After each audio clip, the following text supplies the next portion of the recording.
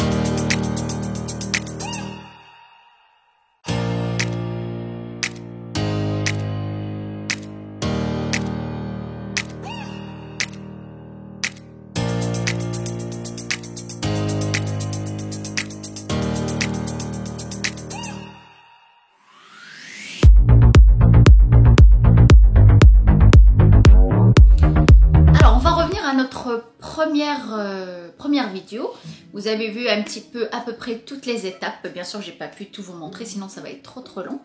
J'ai suivi le protocole d'application, de temps de pause. J'ai vraiment fait les choses bien comme c'est indiqué de A à Z, c'est-à-dire l'application, le temps de pause, le séchage, le rinçage et après le passage de la plaque. Malheureusement, je n'ai pas eu le résultat souhaité, je n'ai rien eu, tout simplement. Vous avez vu d'ailleurs voir un petit peu l'avant et l'après, il n'y a pas vraiment grand chose, à part une très bonne hydratation et une très bonne brillance. Mais bon, moi c'est pas ce que je cherchais, je voulais quand même un petit peu de souplesse, pas spécialement une raideur ou les cheveux très lisses, mais au moins que la boucle soit ce que j'appelle ça, avoir les cheveux raides et bouclés. Toutes les filles qui ont les cheveux bouclés vont peut-être comprendre un petit peu ce que je vais dire souvent quand on a les cheveux raides avec une ondulation. Voilà, c'est ça que je voulais avoir. Je n'ai pas eu ce résultat-là. Alors peut-être que moi j'ai les cheveux qui sont trop bouclés pour ce genre de kératine, c'est quand même, elle est faible en formol. Peut-être, je ne sais pas. En tout cas, j'ai voulu tester une deuxième fois une application. Et cette fois-ci, l'application à ma façon à moi, comme une kératine classique. C'est celle qu'on a vue là dans la deuxième partie. C'est-à-dire, l'application, elle est comme la première. D'ailleurs, l'application, elle est très simple à faire avec ce genre de pchit en forme de vaporisateur. C'est très simple à appliquer. Vous avez vu, il n'y a pas vraiment grand-chose de compliqué là-dedans, à part le passage de la plaque qui prend du temps et qui demande quand même de faire attention quand on passe notre plaque pour pas casser les cheveux. En tout cas, la deuxième façon, comment j'ai fait la kératine, la même application que la première partie, sauf que cette fois-ci, je n'ai pas rincé le produit. Comme la première partie, j'ai passé la plaque après. Cette fois-ci, j'ai séché, j'ai fait le brushing et j'ai passé la plaque tout de suite sur le produit comme une kératine classique. En fait, quand on fait la kératine, on ouvre au début les écailles des cheveux et quand on passe la plaque dessus avec la chaleur, cette chaleur va venir enfermer le produit à l'intérieur de nos cheveux.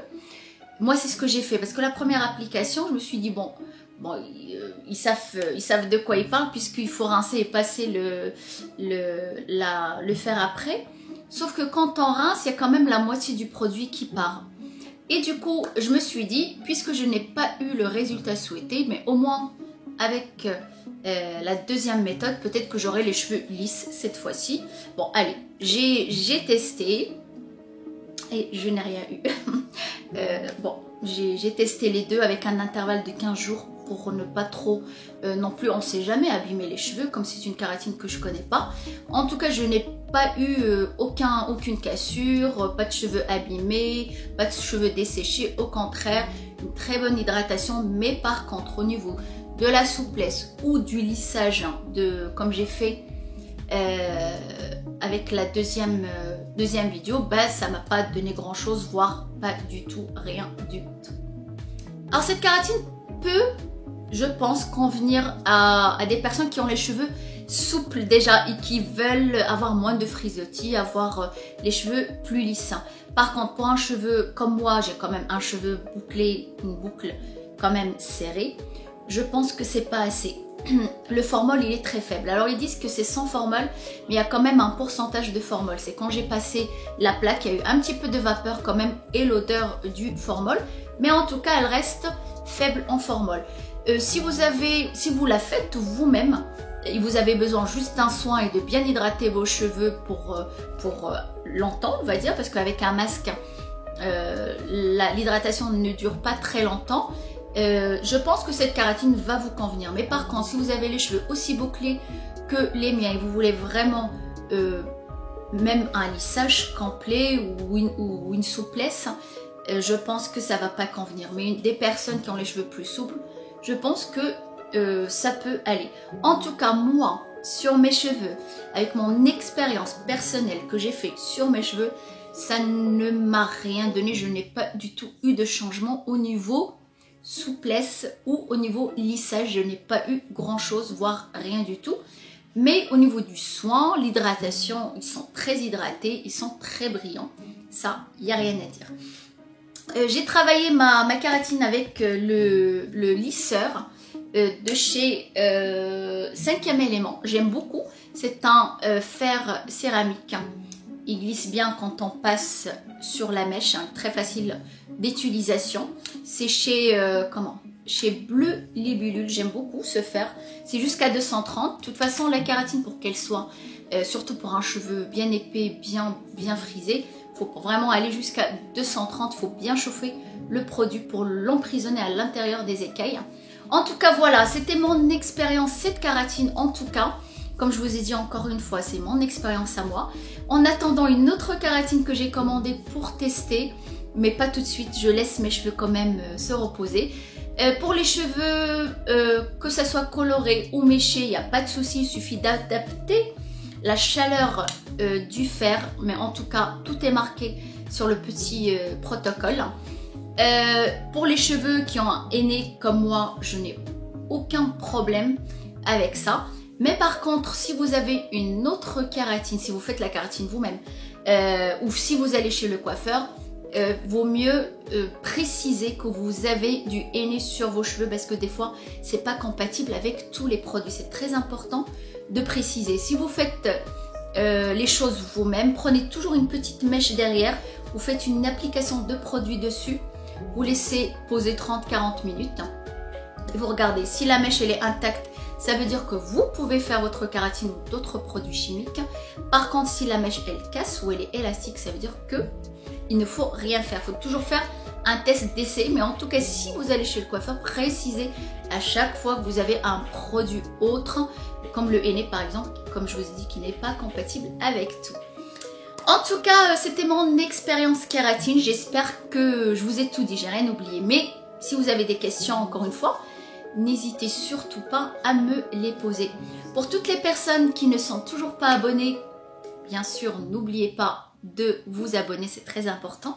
N'oubliez pas aussi de me suivre sur Instagram. Je poste régulièrement des nouveautés, des produits. Voilà, allez faire un tour et abonnez-vous. Et en attendant une autre vidéo, je vous dis soyez belles et heureuses et à très bientôt.